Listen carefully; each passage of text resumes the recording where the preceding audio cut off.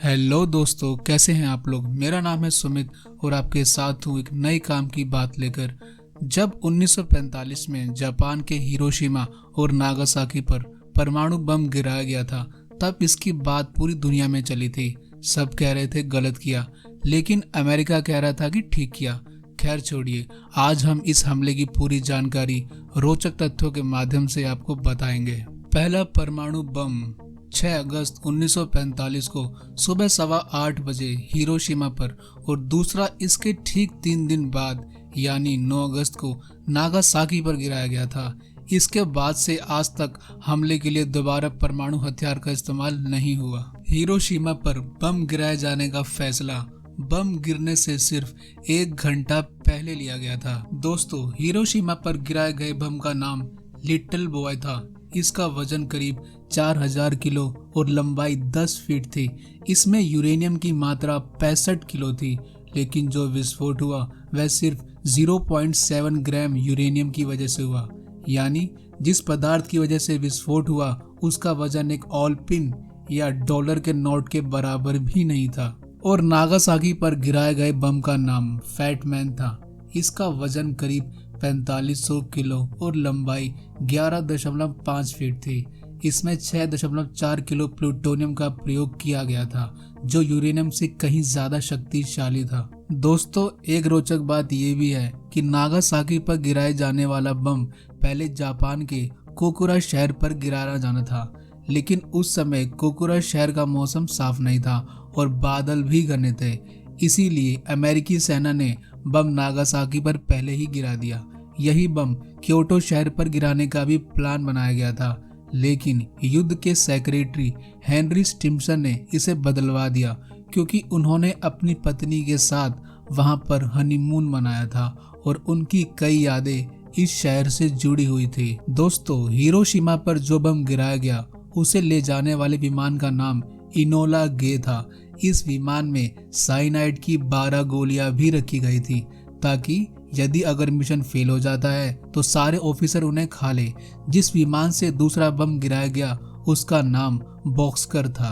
बम गिरने की वजह से हिरोशिमा और नागासाकी के करीब 2,40,000 लोग मारे गए थे।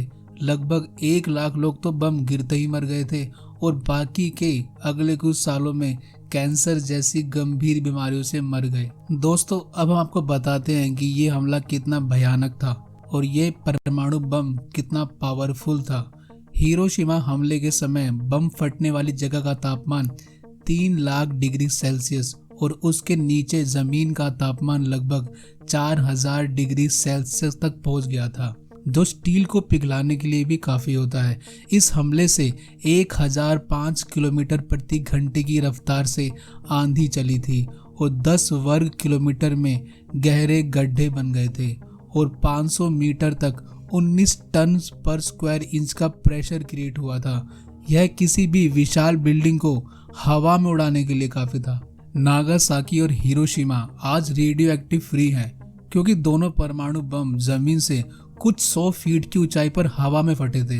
अगर दोस्तों यही परमाणु बम अगर धरती पर फटे होते तो शायद इसका रिजल्ट और ज्यादा भयानक होता। पर कहते हैं ना, किसी भी हमले के बाद उसका आफ्टर इफेक्ट देखा जाता है, और दोस्तों यही हुआ।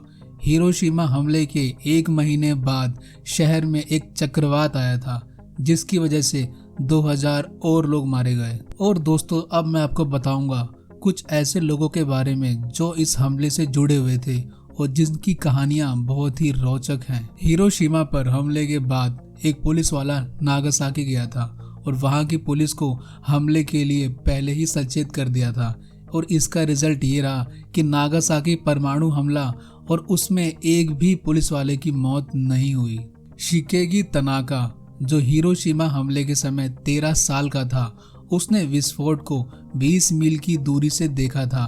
परमाणु हमले से बचा हुआ यह आदमी 6 साल बाद 1951 में बोस्टन गया और वहां मैराथन जीत कर दिखाई। दोस्तों, क्या आपको पता है, एक आदमी ने इन दोनों हमलों को झेला था और वो फिर भी बच गया। सुतोमो यामागुची दोनों बम हमलों से पीड़ित व्यक्ति था। दरअसल हुआ ये कि जब हिरोशिमा पर बम गिरा तब वह वहीं था। फिर वह अपने गांव नागासाकी चला गया, फिर वहां पर भी बम गिरा दिया गया, लेकिन ये इतना भाग्यशाली था कि दोनों बार बच गया। इसकी मौत 2010 में पेट के कैंसर से हुई। दोस्तों, हिरोशिमा और नागासाकी पर बम गिराने से पहले अमेरिका ने जापान पर 49 बम अभ्यास के तौर पर गिराए थे। जी हाँ, 49 बम, जिनमें 400 लोगों की मौत और 1200 लोग घायल हुए थे।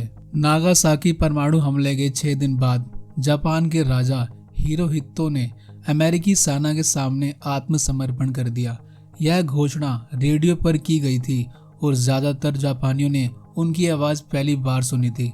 अगर जापान सरेंडर नहीं करता तो अमेरिका ने 19 अगस्त को एक और शहर पर परमाणु बम गिराने की योजना बनाई थी। चलो अच्छा हुआ, एक और परमाणु बम गिरने से बच गया। अमेरिका ने आज तक परमाणु हमलों के लिए जापान से माफी नहीं मांगी। बराक ओबामा पहले ऐसे राष्ट्रपति हैं जिसने हमले के 71 साल बाद हिरोशिमा की यात्रा की, जो अमेरिकन थे। दोस्तों, आपको क्या लगता है कि ये हमला सही किया गया या गलत किया गया? ये सब खत्म होने के बाद जापान ने 1964 में बम हमलों से ग्रसित व्यक्तियों के सम्मान में एक ज्वाला प्रज्वलित की, जो आज तक जल रही है।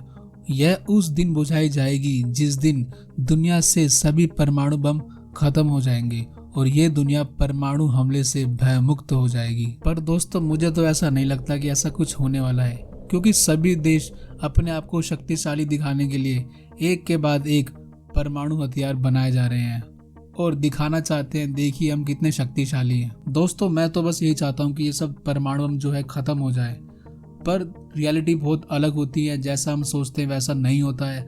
हर एक देश, हर एक इंसान अपने हिसाब से सोचता है, अपनी सुरक्षा के बारे में सोचता है। तो चलिए, जो होगा देखा जाएगा। आपको हमारा वीडियो कैसा लगा? अगर आपको हमारा वीडियो अच्छा लगा तो वीडियो को लाइक और चैनल को सब्सक्राइब करना ना भूलें। मैं ऐसी ही वीडियो आपके लाता रहता हूं जिससे आपका ज्ञान बढ़े। हमने इस चैनल पर यह वीडियो बहुत टाइम बाद डाली हैं और प्लीज़ हमें मोटिवेट कीजिए लाइक करके, सब्सक्राइब करके, ताकि हम इस चैनल को दोबारा बहुत आगे तक लेके जा सकें। आपका बहुत बहुत धन्यवाद।